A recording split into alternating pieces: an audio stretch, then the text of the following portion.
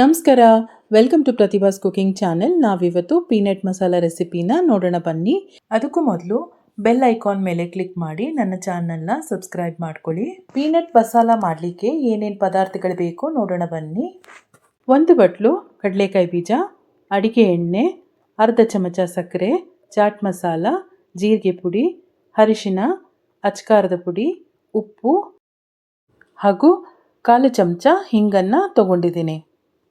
ಈಗ ಒಲೆಯ ಮೇಲೆ ಒಂದು ಬಾಣಲೆಯನ್ನು ಇಟ್ಟು ಒಲೆಯನ್ನು ಹಚ್ಕೋತಾ ಇದ್ದೀನಿ. ಇದಕ್ಕೆ ಕಡಲೆಕಾಯಿ ಬೀಜವನ್ನು ಸೇರಿಸಿ ಚೆನ್ನಾಗಿ ಹುರ್ಕೋತಾ ಇದ್ದೀನಿ.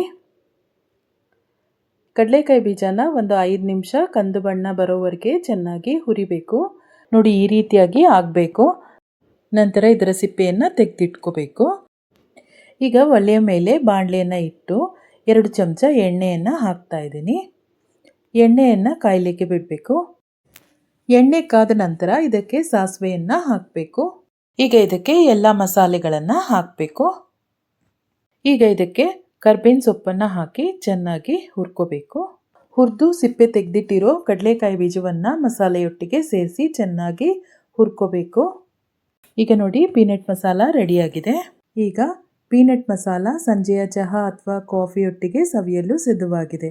ನಿಮಗೆ ಈ ರೆಸಿಪಿ ಇಷ್ಟ ಆಗಿದ್ದರೆ ವಿಡಿಯೋನ ಲೈಕ್ ಮಾಡಿ, ಶೇರ್ ಮಾಡಿ, ನನ್ನ ಚಾನೆಲ್ನ ಸಬ್ಸ್ಕ್ರೈಬ್ ಮಾಡ್ಕೊಳ್ಳಿ.